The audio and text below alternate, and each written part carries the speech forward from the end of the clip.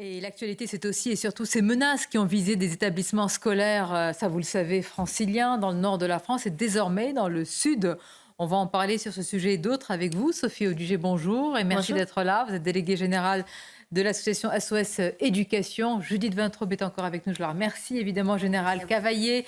Nous sommes avec Céline Pina et avec Stéphane Simon. Alors, ce sont des élèves d'une dizaine d'établissements des Bouches-du-Rhône qui ont reçu une menace d'attentat ce matin. Et vraiment, quand on parle de menaces, ce sont des vidéos qui sont extrêmement, malheureusement, explicites, choquantes, horribles, il n'y a pas d'autre mot, terrifiantes. Voici la réaction sur le réseau social X de Renaud Muselier, c'est le président de la région Sud. Vague d'alerte à la bombe dans nos lycées, similaire à des messages pirates reçus dans d'autres régions. Face à ces menaces au contenu islamiste et terroriste, aucun lycée ne sera ouvert sans lever de doute. Donc vous voyez quand même les conséquences. La région dépose plainte et réclame des sanctions exemplaires. Sophie Audugé, quelles sont les remontées que vous avez? On imagine le choc, l'émotion évidemment des élèves, des parents aussi. Oui, écoutez, c'est je dirais une frontière de plus qui est franchie. Donc c'est vrai qu'on a, là pour le coup, on a le sentiment que chaque semaine, on va découvrir quelque chose auquel on n'aurait jamais pu penser auparavant. Ça pose tout un ensemble de questions, évidemment, parce que l'enseignement, l'instruction est empêchée, entravée. La preuve, les établissements ferment. Ça pose des vraies questions sur la sécurité de nos systèmes d'information et de toutes les données personnelles, à la fois des enfants, mais également des parents. Données personnelles qui sont quand même très explicites, puisqu'il y a des noms, donc potentiellement des enfants de certaines nationalités qui peuvent être identifiés, des conditions sociales. Enfin, tout ça, on n'a aucune information sur la protection de ces données-là. Pourtant, avec un système français qu'on appelle les règles de la RGPD, qui sont hyper contraignantes pour tout le monde, on a vraiment l'impression que les seuls qui s'y soumettent pas, c'est finalement l'éducation nationale, ou en tous les cas un certain nombre de nos administrations. Donc il y a des questions sur ce registre-là. Et puis surtout, comment est-ce possible qu'on ait pu infiltrer un système jusqu'à ce que des enfants reçoivent sur des éléments personnels, des contenus d'une violence inouïe, insoutenable. Et puis, qu'est-ce qu'on fait pour tous ces enfants qui ont vu ces images de décapitation on est dans quelque chose qui nous semble totalement surréaliste. C'est pas nouveau, ça fait des années qu'on alerte sur tout un ensemble de signaux qui était déjà très inquiétant. Et puis on nous disait, oui, vous exagérez, mais non, ça n'arrivera jamais. Non, mais vous en faites toujours trop. Vous faites exprès d'attiser la peur des gens. Bon, aujourd'hui, la réalité, c'est que les profs ont peur d'enseigner. Et on est encore à plus de 20% là, des démissions. Qu'on est au classement PISA. On est dans une chute qui est historique sur 20 ans. On n'a jamais été aussi bas. La gestion du système éducatif français a été pointée du doigt par l'OCDE. Et vous l'avez rappelé, Sonia, ce n'est pas non plus un organisme qui est partisan. Et je rappelle quand même que le niveau désastreux de la gestion du système éducatif français nous place en deuxième position après le Cambodge. Quand même. Donc, si vous voulez, on atteint un niveau là de décadence généralisée, mais aussi dans notre système éducatif, qui devrait imposer, moi je dirais, une situation d'urgence. Eh oui. On a déjà parlé ensemble, c'est on instruit, on protège et le reste, ça dégage.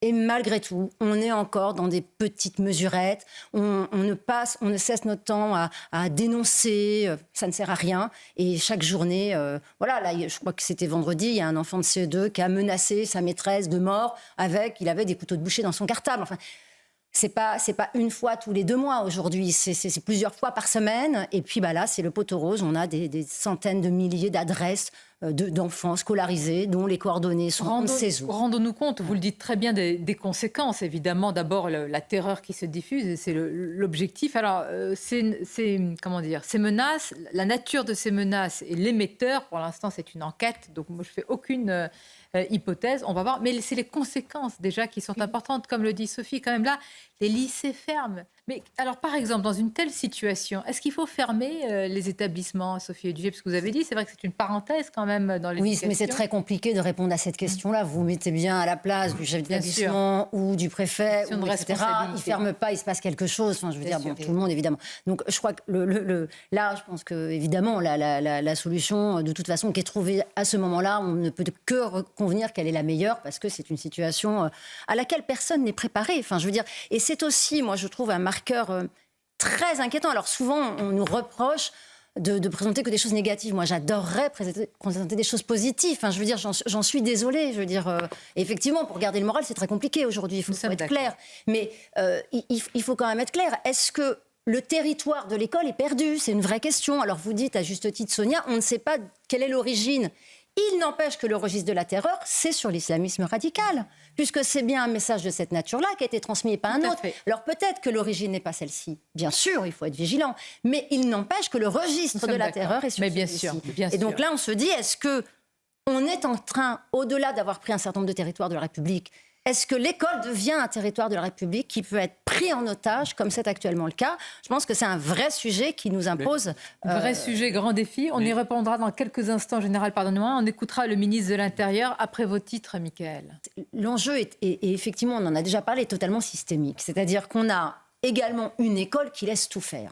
Il n'y a pas de sanction. Quand un élève pose des problèmes, on le met dans une autre école. L'autre école ne sait même pas qu'il a posé des problèmes ailleurs, si vous voulez. Surtout pas. Surtout pas. Parce qu'elle dirait non. Voilà, surtout Non, pas. puis elle pourrait le juger. Voilà, donc si vous voulez, il y a déjà un problème à ce niveau-là. Il y a également une non-reconnaissance du risque. C'est-à-dire qu'effectivement, qu'est-ce qui distingue aussi les écoles privées des écoles publiques? On dit souvent il y a une grande différence. La première différence, c'est que le chef d'établissement va recevoir chacun des parents. C'est tout bête, hein. Mais il va recevoir chacun des parents. Il va expliquer quel est le projet pédagogique. Il va expliquer les valeurs de l'école. Il va expliquer comment on accompagne l'école. Et puis à un moment, il va dire, on est d'accord ou on n'est pas d'accord? Parce que si vous n'êtes pas d'accord, votre enfant, vous ne le mettez pas là. Il y a quand même aujourd'hui un enjeu à ce niveau-là qui n'est pas du tout pris en considération et qui me semble être quand même un axe de réflexion et de travail. Après, quand il s'agit de bunkériser les établissements scolaires ou de, effectivement, mettre de la police partout, si vous voulez, l'argument qui consisterait à dire il y a de la terreur à l'extérieur, il y a de la violence à l'extérieur, donc c'est normal qu'elle rentre dans l'école, moi ça c'est un argument que je ne peux pas entendre. Et effectivement, ce qu'on se demande c'est que fait l'État et pourquoi il ne règle pas la violence à l'extérieur de l'école? Ça nous permettra peut-être un minimum d'avoir une école à peu près très important, on va y revenir, on va marquer une courte pause. Je voudrais qu'on conclue sur un tout autre sujet, revenir avec vous Sophie Audugé à l'école. Alors c'est un sujet sensible parce qu'il y a beaucoup d'informations qui circulent et parfois de fausses informations, parfois des fantasmes, parfois pas du tout de fantasmes, mais une réalité concernant l'éducation sexuelle à l'école. Alors qu'en est-il? C'est une vaste question. En tout cas, de votre côté, Sophie Audugé, vous tirez la sonnette d'alarme, vous produisez même une pétition, vous allez nous expliquer pourquoi une telle initiative et qu'est-ce qui vous inquiète aujourd'hui? Oui, alors effectivement, le sujet de l'éducation à la sexualité est toujours un sujet délicat. D'abord parce que il y a beaucoup de fantasmes par rapport aux différentes parties qui prennent position. Et c'est pour ça que nous, la position qu'on a voulu prendre n'est pas du tout une position, si vous voulez, militante, parce qu'on n'a pas de prosélytisme. On est sur une position protectrice. Et c'est pour ça que quand on a voulu travailler sur ce sujet, on a constitué un comité d'experts fait de médecins, de pédiatres, de pédopsychiatres, de psychologues, de chercheurs en psychologie du développement. Et on s'est véritablement posé la question de est-ce que l'enfant, pour grandir, a besoin de recevoir une éducation à la sexualité dans le cadre scolaire. Et donc, on a repris dans un rapport qui fait près de 200 pages tout le processus de développement des enfants, notamment de 2 à 7 ans et de 7 à 11 ans, qui sont vraiment la période 2 à 11 ans de scolarisation en maternelle et en primaire. Et puis, entre le moment où on a commencé ce travail et aujourd'hui, il s'est passé quelque chose, c'est qu'on a des associations militantes, SOS Homophobie, Planning Familial, SIDAction, qui ont attaqué le gouvernement en disant les séances obligatoires de la loi de 2001 ne sont pas réalisées. Vous les considérez tous comme des lobbies? Vous les mettez tous dans le même lot? Non, mais je dis que sur cette question-là, vous estimez qu'elles ont fait un travail de... Si vous voulez, soyons clairs, puisque vous me posez la question, et c'est effectivement une question qui est souvent posée. Le planning familial a une mission qui est de recevoir les jeunes filles et de leur expliquer les risques de grossesse non désirée et la contraception. Quand elle est dans ce rôle-là, cette association a évidemment toute sa place et c'est même l'origine de sa création. Quand par contre elle prend un militantisme qui consiste à nier la différence des sexes et non pas l'égalité des sexes. C'est fondamentalement différent. Et qu'ensuite, elle va faire des interventions dans les écoles où à des enfants de 3 ans ou 4 ans, elle va expliquer qu'il n'y a pas de réalité de sexe biologique et qu'on peut choisir à 3 ans ou 4 ans d'être une fille ou un garçon, là, on est dans un militantisme qui est dangereux parce qu'un enfant de 3 à 4 ans, il a des capacités cognitives qu'on connaît parfaitement et qui ne lui permettent pas de recevoir cette information et de la traiter. C'est-à-dire que ces informations-là, elles vont modifier la perception que l'enfant a sur lui-même. Et quand on fait ce genre d'intervention, et même sur l'éducation à la sexualité, on va y revenir, à des enfants qui ont moins de 12 ans, c'est-à-dire qui n'ont pas atteint le stade de la puberté, on va obliger, effracter les enfants dans un registre qui est celui du sexuel, d'une sexualité adulte, qui leur est absolument indicible, pour la simple et bonne raison, c'est qu'ils ne peuvent pas l'éprouver. Et jusqu'à au moins 12 ans, c'est-à-dire jusqu'à au moins l'âge de la puberté, les enfants n'ont pas les capacités cognitives de prendre de la distance par rapport à ce qui leur arrive, de prendre la distance par rapport à ce qu'on leur dit, de conceptualiser, etc. Ils n'ont pas non plus ce qu'on appelle une capacité à penser leurs états mentaux. C'est une capacité cognitive qui va arriver vers 8-10 ans. Ils n'ont pas la capacité à penser les états mentaux de quelqu'un d'autre, c'est-à-dire cette capacité qui va arriver vers 10-13 ans. Donc quand on veut dire qu'on va éduquer les enfants avant l'âge de 12 ans au consentement, c'est un mensonge. Et je suis désolée de le dire, mais Judith Godrèche, malheureusement, on a fait les frais. Si vous voulez, avant 13 ans, est-ce qu'un enfant peut consentir ? Non. Alors on va mettre dans cette éducation à la sexualité, on va apprendre aux enfants à refuser. Moi, je suis désolée, mais il faut redire au Conseil supérieur des programmes, qui vient de produire des programmes, que de 2 à 7 ans, l'enfant, il est dans la période du non. Donc le principe, c'est l'opposition.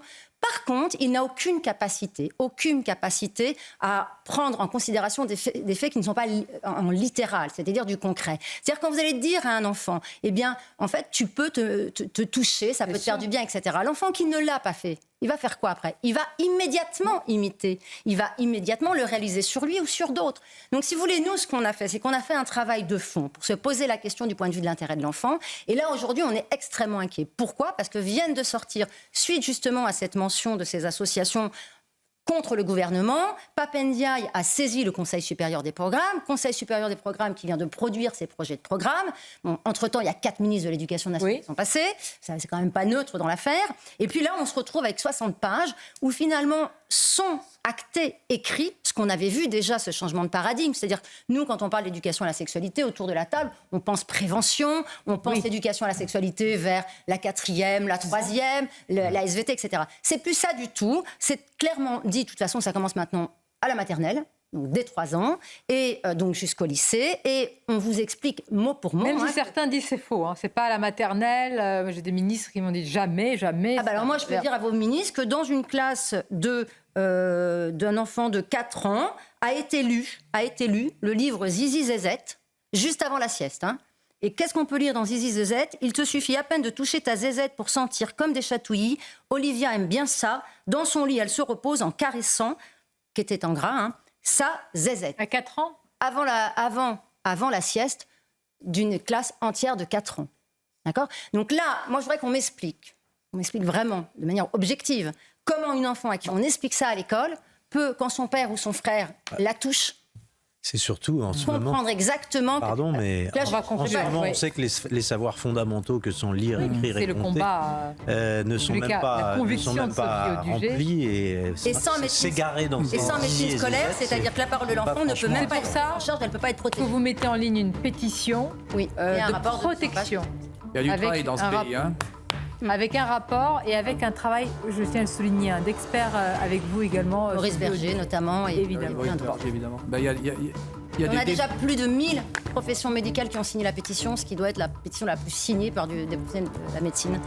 Merci pour cette alerte. Ils n'ont pas été contactés. Nous, on est venus avec 3 médecins au Conseil supérieur des programmes. 18 000 signataires à l'heure actuelle. Je vous remercie. Merci. Merci d'avoir été avec nous. C'était un plaisir.